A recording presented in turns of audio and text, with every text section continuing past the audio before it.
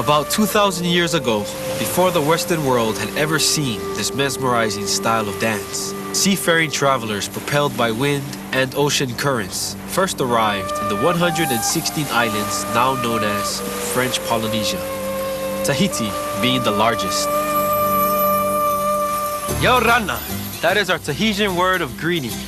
My name is Maihanganui Maritirangi. The way in which our ancestors have lived for centuries is recreated here at the Polynesian Cultural Center in the village representing Tahiti. The Tahitian word for house is whare. This is the whare tautai, or the fishing hut. Whare ari'i, or the chief's dwelling.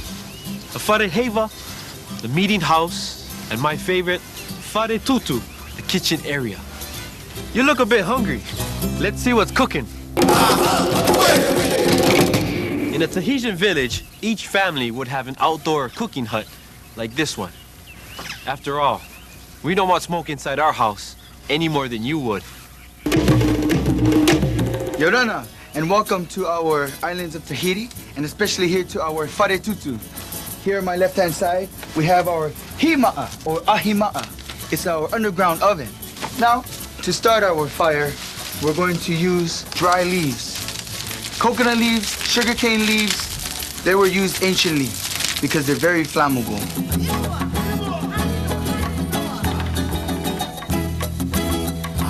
Now this wood here, it'll burn for a long time and heat up the rocks that'll be doing our cooking later on.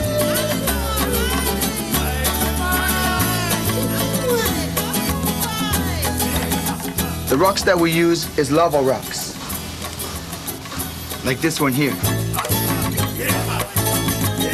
These rocks here, once they're heated up, nice and red, glowing in the fire, they'll stay hot for a long time, anywhere between 8 to 24 hours. Another important part of cooking is using these type of leaves here. Now you can use any type of leaves, breadfruit leaves, tea leaves, but these leaves are the best, banana leaves. All right, well, let's get started.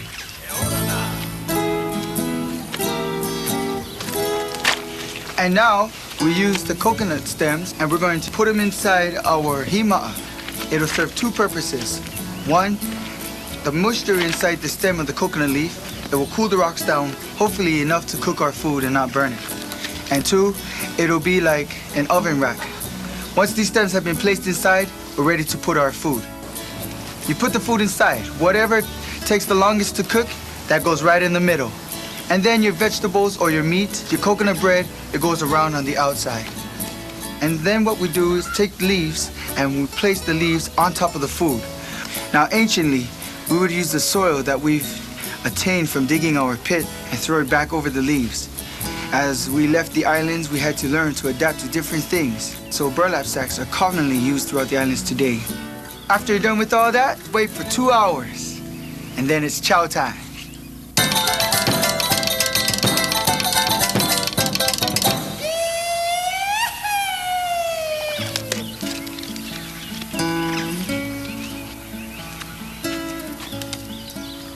Dinner is served.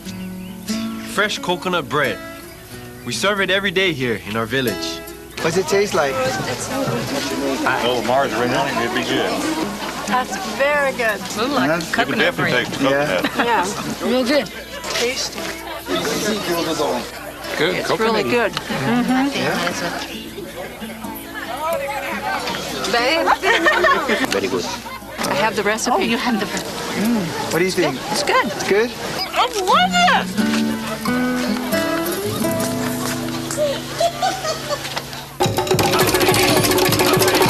Of course, the coconut bread comes courtesy of this, perhaps the most valuable plant in all of Polynesia, the coconut tree.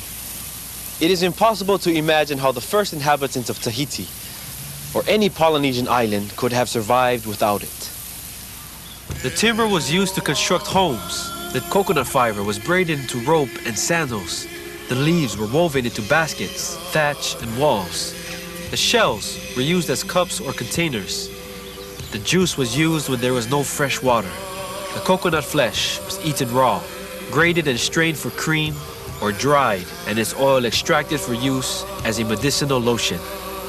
The sap was boiled down to a syrup that, when dried and rolled in grated coconut meat, made a nutritious candy.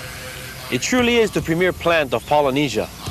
It's like having a department store, a grocery store, and a home improvement store right in our backyard. When we are making something with coconuts, you might find us doing something here at the fisherman's hut. In early Tahitian times, we relied on the sea for much of our food, so we had to be good fishermen. Yo, Rana, and welcome to the Faritz outside. This is our Tahitian fishing hut. These huts in our islands can be found on the lagoons, in the rivers, by the seaside, even used for canoe landings and docks for our fishermen. Traditionally, what our people use, this is our hook. It's made from the whale teeth or the shark's teeth, so it's very hard. Our other type of hook that we have in our islands is either made from the rock, from the reef, or the hardwood, or the stone. Our string we have over here is called the nape.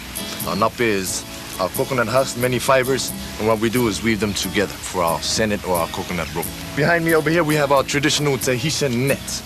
Now in the islands, what our fishermen do, they'll go out into the lagoons on their canoes, and then they will use the stones to hit the water. While they're doing this, our people are waiting on the seashore for the fish with the ni'au, or the coconut net that we use. In Tahiti, our people have something we call fatura te moana, that is respect for the ocean. So anytime we do fishing, even with our net, we will never take more than what is needed. Our third type of fishing in the islands, we call it the auri patia i'a, and that is the harpoon or the fishing spear. You can see this one is made from the hardwood and is used just for regular fishing inside the lagoon or the smaller fish. Now I want to show with all of you an interesting way how our people in Tahiti, we preserve our fish. Now this is what we call a hape. This is our Tahitian refrigerator. Now what we do over here, this is made from split bamboo. Depending on how large the fish are, we have different sizes. What we do, we'll open up the door, place the fish inside, secure it, then we'll place it back down in the water. Now our floaters that we have on the top, this is made from the wild hibiscus. The wood is very light, so when our people are ready to use the fish, then we'll just take it out, and then it's ready to prepare for our meal. Not only do we fish for food, but we fish for pearls. This is the parao, the mother of pearl shell. Now this is our te parao, or mother of pearl shell net. And what our people do is that they will go on the canoes out into the lagoons, and they will free dive from about 75 to 100 feet down. And we'll have a rock attached to it, so it can go down to the bottom also. They will go back and forth to the reefs and the rocks, collecting our pearl shells. Koirava, the black pearls. Tahiti is famous for them, and our unpolluted waters are the ideal temperature for producing the world's best. Next to tourism, it is French Polynesia's most famous industry. Now, diving for pearls was risky, but it was worth it. Welcome to the chief's home. This rounded style of architecture was reserved for chiefs and nobles. The bigger the home, the more important the chief. Please come in. Welcome to this hut called the wharepote. Wharepote basically means a rounded-ended structure. First of all, the posts that you see here are made from the ironwood, or known as the aito. Now the roofing materials, we use the leaves of the pandanus or raufara. The walls are made from the upright bamboo, which are also lashed together with senet ropes. Typically, as it is in most chief's huts, you will find that the floor have been covered with the finest mats or tapa cloth of the villages. You will also notice very few or no furnitures at all. As a matter of fact, these two pieces of furniture are probably the only two furnitures that you will see in a high chief home. This one here is called the nohora, which is similar to a throne used by the chief to sit on when holding a council meeting. This other furniture here is known as the royal seat, upon which the high chief and his wife were first married. Basically, these are the only two pieces of furniture that you will find in a chief hut. For hundreds of years, Tahiti has always been governed by a paramount of high chief. As a matter of fact, when Tahiti was discovered in 1767, by a British navigator, Captain Samuel Wallis, Tahiti was divided into 6 different divisions, and each division was governed by a high chief. However, 7 years later, this chief, Pomare I, became the first king of Tahiti to rule the entire island. On the side of this wall, you will notice this weapon, which is called the omore, very significant as they reign as a token of their authority. The chief and everyone else in the traditional Tahitian village enjoyed sports and games. The most popular was spear throwing. The target was usually a coconut placed atop a stick, sometimes as high as 30 feet.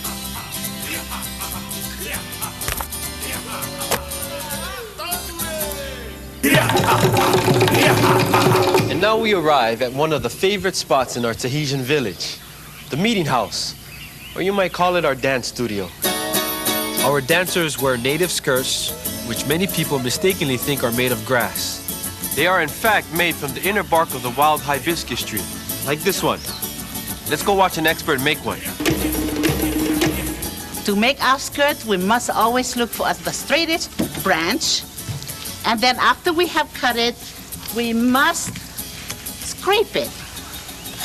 All the outer bark must be scraped off. This is the mother pearl shell that you can use to scrape. After I have done that, these branches must be soaked in water for at least a month. After a month has passed, you pick up these branches, then the bark is removed from those branches. Notice there are many layers of bark. The inner ones are the whitest ones, and these are the ones we use to make our skirts. This rope is made from the same fibers, our mori.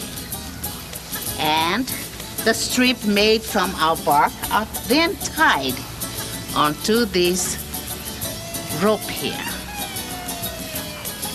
And it takes about 300 to 500 strips of bark to make a skirt, depending on the size of skirt that you are making. After we have done this, we need to add the decorations. And we must use the shells. We have many varieties. Cowrie shells, pikuku shells that can be shaped into rosettes. These are sewn on our dancing skirt, like I have here. When a woman's skirt is completed, it can weigh up to 7 or 8 pounds. The dancers find that the heavier the skirt, the better the swaying of the skirt as they move their hips.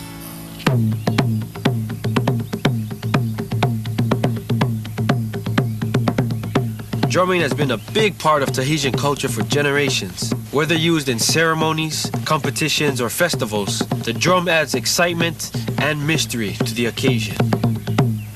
Each kind of drum has its own sound and own role. And for instance, this one is called atoire tairipiti ortoire double. And we use 2 sticks to hit on thetoire tairipiti.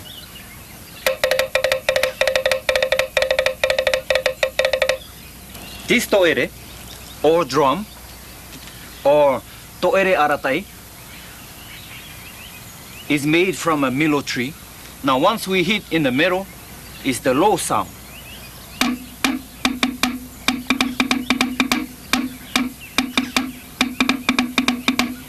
And once we hit the bottom or the top, we have a high sound.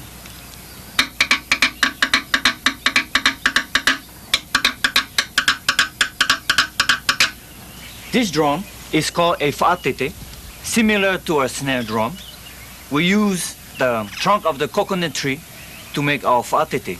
The inside is empty, we hollowed it out. And to cover the hole, we use animal skin. Anciently, we play with our hand.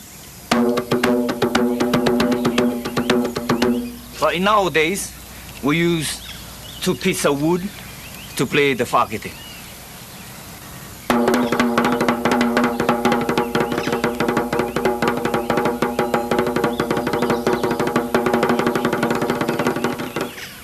This drum is called a pahurima. Pahui means bass, and rima is the hand. So this is a hand drum.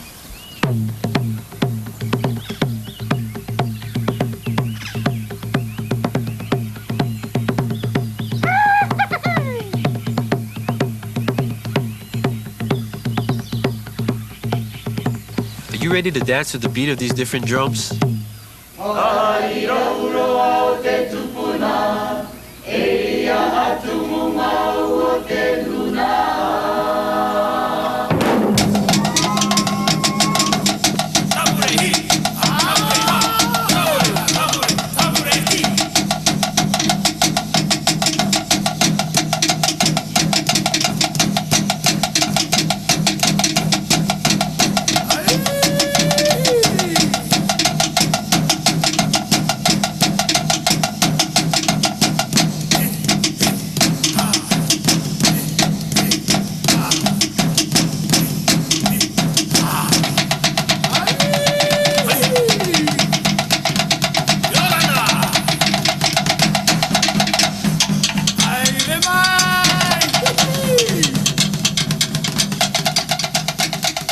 I love dancing because it's part of my culture. And when you dance and you see all these people, they are happy to see you dancing. I love it because it helps me show my culture to other people, and especially when I see the face on the people in the crowd that they are happy, it makes me feel better and feels happy as well. The hardest part is when you have to go down and dance down. It's like duck walking and try to move around and knock your knees in and out at the same time. And you have to go down and come up. Oh, it's hard. I like dancing with my sister because this is one of the few activities that we get to do together. It's kind of good and sometimes bad. One day I went on the stage and there was the big picture behind, but it was covered and my hat stuck. So I went on the stage very smiling, then it stuck for the I tried to pull all the things that cover. I bring it with me on the stage and I was really ashamed. I appreciate that she came here and that she's here working with me and with my colleagues. It's really great to be here and to be part of that. The Tahitian dancers are always one of the crowd favorites in the center's popular evening show, Hawaii's largest. But the Polynesian Cultural Center features many other cultures besides Tahiti.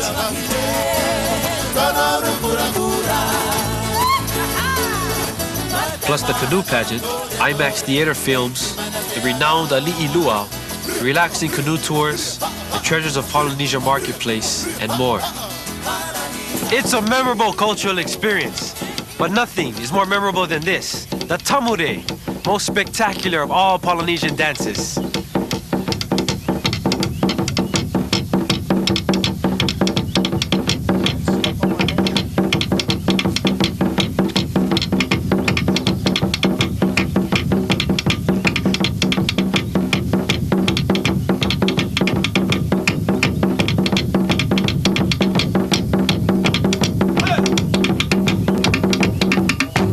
Maururu, that's thank you. And Yorana.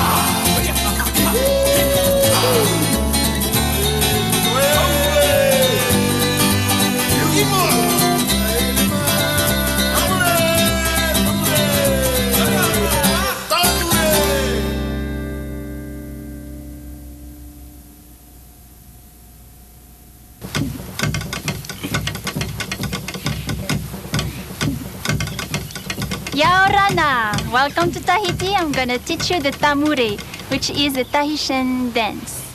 So all you need to do, you put your heels together, forming a V. You bend your knees, and your knees go back and forth. So all you need to do is just follow the beat, and you make up your motion. Put your hands up, and just follow me. Like this. Left, up, right, up. You can go down also. And what is very important, you have to smile. You can turn.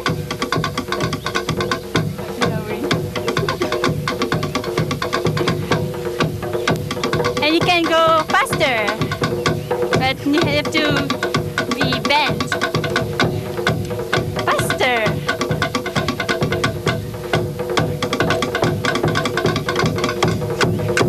Here we go. And the motion can be the same. Left, right. Turn to your right.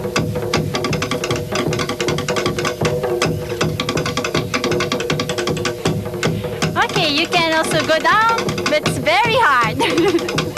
So put your hands on your hips, and then you put one foot forward, and then you go down. Just keep side to side. Keep on smiling, and then you go up. Here we go. Then turn last time.